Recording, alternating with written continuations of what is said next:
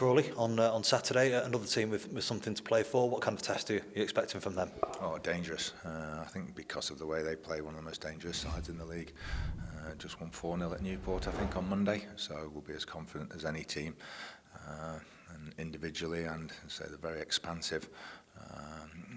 They can really hurt you if you're not right on it. Yeah, very good away from home as well, as we saw against Newport on Easter Monday. I think they're up there actually in terms of in the calendar year. They've got the most points on the road, so it just shows how dangerous they are.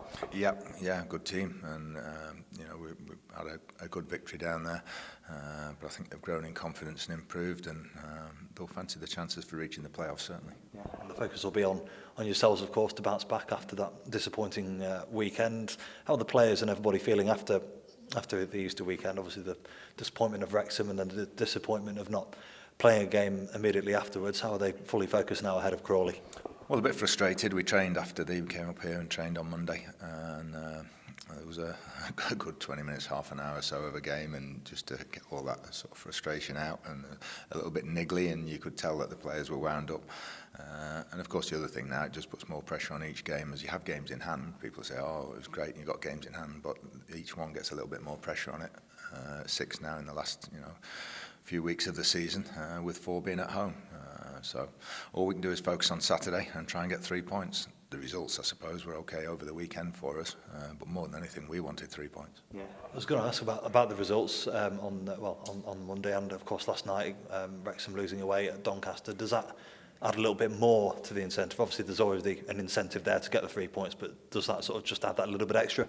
I think it does. Over the next 2 home games, I think Saturday and Tuesday, we'll know a bit more about our chances.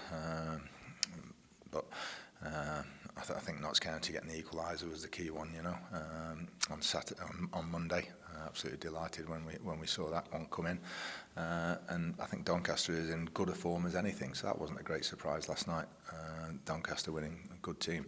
When they get everybody fit, they'll be right up there next season. Yeah. It seems to be at the moment, particularly at the top 5, 6, maybe even 7 teams, that nobody seems to be putting a fantastic run together. People seem to be dipping in and out, and at the moment it feels like a bit of a struggle towards the finish. Because it's hard.